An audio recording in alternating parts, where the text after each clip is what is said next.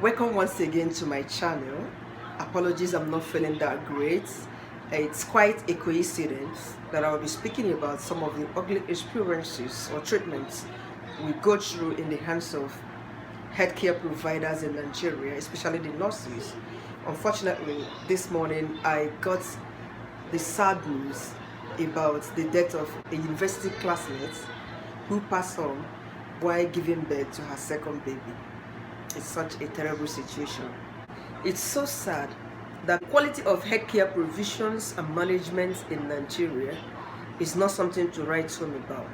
Most of the deaths in hospitals in Nigeria could have been averted should nurses and other healthcare providers, taking proper responsibilities of what they are supposed to have done.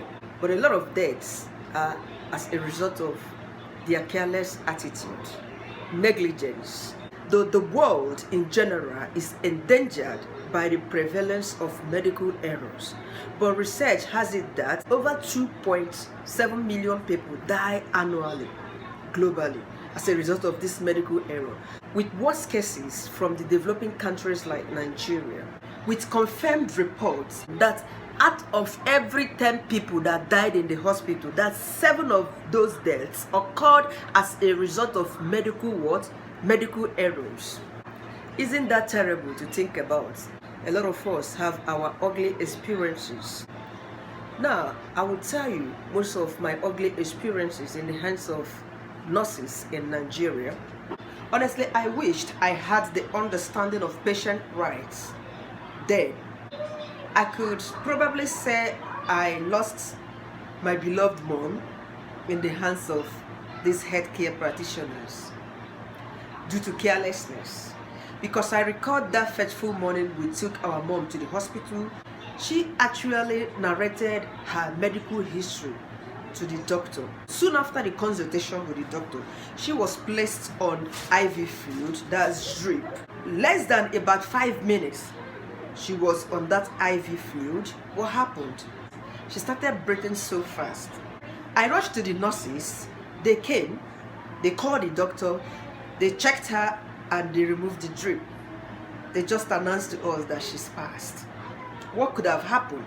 Somebody who spoke to the doctor, who narrated her medical history to the doctor that morning, there was every possibility that the drip was not given at the rate it should have been given, or it was running faster without monitoring. Okay, secondly, in the case of my child, he was on IVF and he had slept for about 3 hours because he was tired.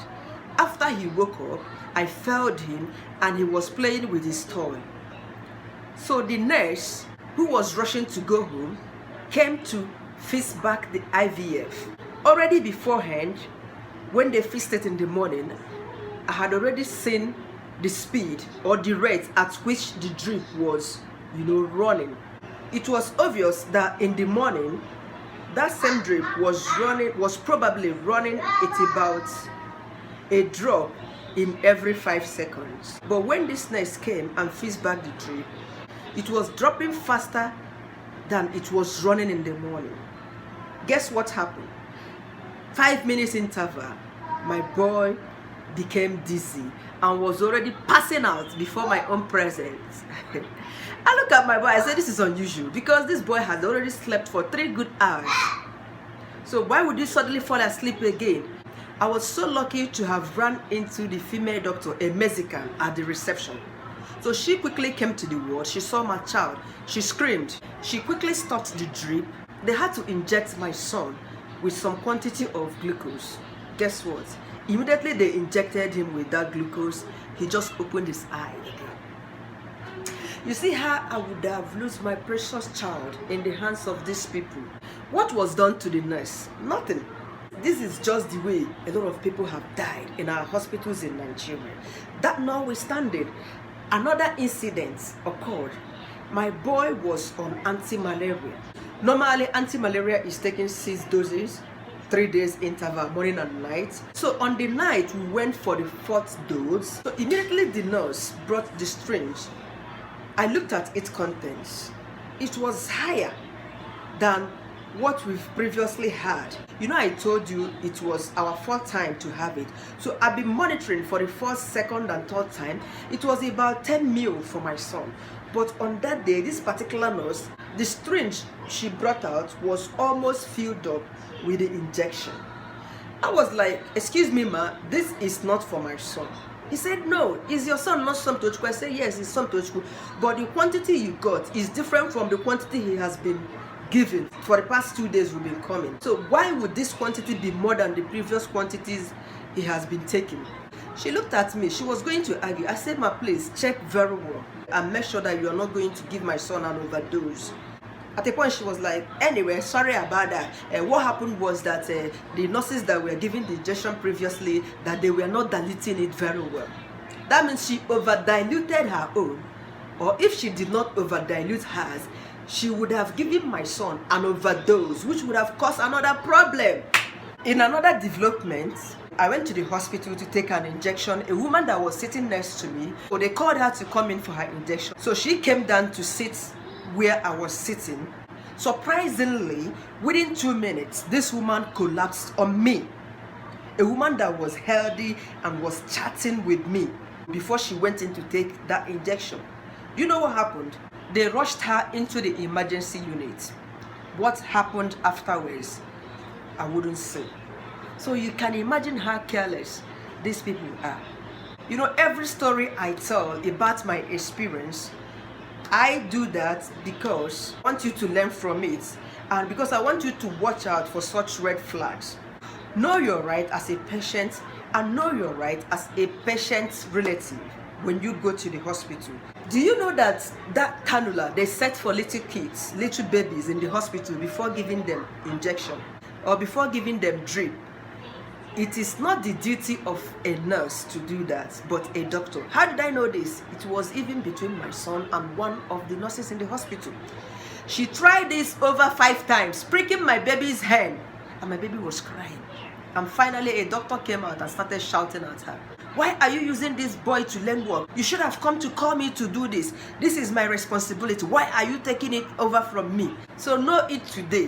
When a nurse wants to put that cannulas there for you, say no to that. And it is your duty as a patient to know the medication you are being given. Normally, drip is always white in color. So whenever they bring that drip, the color has changed to red, any other color. Please endeavor to ask them, what medication are into this place? It is your right to know what medication you are taking. And it is your right to have your lab results. The other day, my sister went to the hospital. They ran a lab test for her. Can you send us the picture of the lab result? Let's have a look. He said no. The nurse took it to the doctor's office and said she has filed it. You paid for this lab test, therefore they should make a copy and give you one because you paid for it. They did not pay for it. So why would they deny you access to that? And they should be able to define whatever that is wrong with you and tell you how they are going to manage it. So understand me, if I wasn't observant as to have, known the speed limits of the drip that was given to my child that morning, and it was the same drip again that they continued in the afternoon because he didn't finish, I wouldn't have noticed it that afternoon. My boy would have passed, God forbid. So please ask questions. Know your right in the hospital. It helps a lot. Then those who are concerned, please treat patients like humans, especially pregnant women. You are called to duty to save lives and not to ignore and not to waste life and not to carelessly kill people and not to carelessly inflict injuries in the hearts of patients' relatives. If you cannot do it, you can switch over to another profession than disrespecting people at the hospital, overlooking sick people at the hospital, and doing the wrong thing. Most of these medical errors are not recorded. They are covered.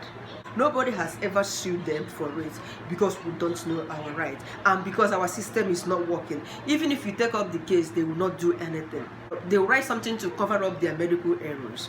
So have conscience and know that what you are doing is wrong, that you are charged with the responsibility of saving lives and nothing more than that. All right, thank you for watching. My name is Chief Ren. Please remember to click the red subscribe button by the right hand side, like and comment.